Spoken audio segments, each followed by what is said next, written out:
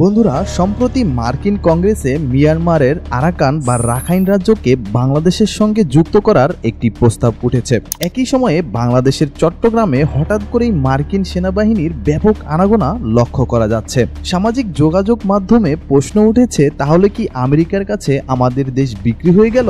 মার্কিন যুক্তরাষ্ট্রের হঠাৎ কেন এমন এক প্রস্তাব, যার বিরুদ্ধে কড়া প্রতিবাদ জানিয়েছে মিয়ানমারের জান্তা বাহিনী? আর চট্টগ্রামের মাটিতেই মার্কিন সেনাদের উপস্থিতি কেন? এর পেছনে আসল রহস্যটা কি? কোনো গভীর ষড়যন্ত্র নাকি স্বাভাবিক কোনো ঘটনা? আজকের এই ভিডিওতে আমরা এই দুটি চাঞ্চল্যকর ঘটনার পেছনের কারণ অনুসন্ধান করব, তাই ভিডিওটি মনোযোগ সহকারে দেখার জন্য অনুরোধ রইল। সম্প্রতি একজন প্রভাবশালী মার্কিন কংগ্রেসম্যান দাবি তুলেছেন, রাখাইন রাজ্যকে বাংলাদেশের সঙ্গে যুক্ত করে দিলেই এই অঞ্চলের শান্তি প্রতিষ্ঠা হবে এবং রোহিঙ্গা সমস্যার সমাধান হবে। কিন্তু মিয়ানমারের সামরিক জান্তা সরকার সাফ জানিয়ে দিয়েছেন, রাখাইন তাদের দেশেরই একটি অংশ এবং একে কখনোই বাংলাদেশের সঙ্গে যুক্ত করতে দেওয়া হবে না। এখন প্রশ্ন হলো, মার্কিন যুক্তরাষ্ট্র কেন যুদ্ধ বিধ্বস্ত আরাকান আর্মির নিয়ন্ত্রণে থাকা একটি রাজ্যকে বাংলাদেশের সাথে যুক্ত করতে চাইছে? এর পেছনে কি সত্যি শান্তির উদ্দেশ্য নাকি অন্য কোনো খেলা?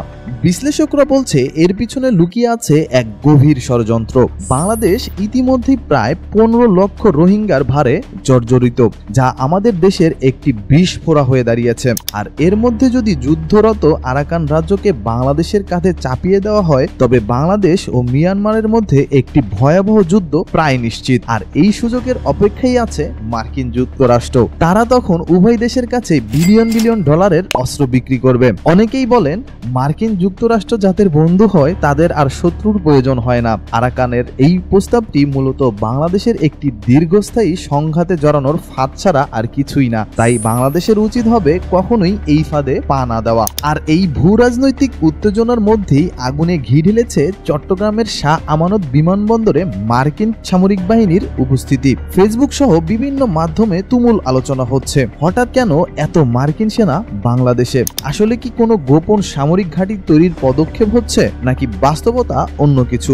বাংলাদেশ বিমান বাহিনী এবং যুক্তরাষ্ট্রের প্যাসিফিক এয়ারফোর্সের অংশগ্রহণে 7 দিনব্যাপী অপারেশন প্যাসিফিক অ্যাঞ্জেল নামে একটি যৌথ সামরিক মহড়া চলছে। চট্টগ্রামের বিমান ঘাঁটি জহুরুল হক এ এই মহড়া অনুষ্ঠিত হচ্ছে। এটি মূলত একটি ট্রেনিং এরই অংশ, যেখানে দুর্যোগ মোকাবেলা, বিমান দুর্ঘটনা পরবর্তী উদ্ধার অভিযানের মতো বিষয়গুলোর প্রশিক্ষণ দেওয়া হচ্ছে। কিন্তু অনেকের মনেই প্রশ্ন, কেন বাংলাদেশের এই ধরনের যৌথ মহড়ার প্রয়োজন হচ্ছে? সত্যি কথা বলতে, আমাদের দেশের বিমান বাহিনীর অবস্থা বর্তমানে খুব একটা শক্তিশালী নয়। আমাদের হাতে নেই কোনো আধুনিক প্রজন্মের যুদ্ধ বিমান, নেই কোনো শক্তিশালী দূরপাল্লার এয়ার ডিফেন্স সিস্টেম। আমাদের সবচেয়ে শক্তিশালী এয়ার ডিফেন্স সিস্টেম হলো চীনের তৈরি F-90, যার পাল্লা মাত্র 15 কিলোমিটার। এই দুর্বলতার কারণেই মিয়ানমার বা অন্য যে কোনো দেশের সম্ভাব্য আগ্রাসন মোকাবেলার জন্য আমাদের বিমান বাহিনীর সক্ষমতা বৃদ্ধি করা অত্যন্ত জরুরি। আর এই ধরনের যৌথ মহড়া সেই সক্ষমতা অর্জনেরই একটি অংশ মাত্র। তাহলে পুরো বিষয়টি দাঁড়ালো এই, একদিকে আরাকান নিয়ে মার্কিন যুক্তরাষ্ট্রের প্রস্তাব একটি বিপজ্জনক ভূ রাজনৈতিক চাল, যা বাংলাদেশকে এড়িয়ে চলতে হবে। অন্যদিকে চট্টগ্রামে মার্কিন সেনাদের উপস্থিতি কোনো ষড়যন্ত্র নয়, বরং আমাদের প্রতিরক্ষা বাহিনীকে আধুনিক এবং যুগ উপযোগী প্রশিক্ষণে প্রশিক্ষিত করার একটি কৌশলগত পদক্ষেপ মাত্র। বাংলাদেশকে আন্তর্জাতিক রাজনীতিতে পা ফেলতে হবে অত্যন্ত সতর্কতার সাথে।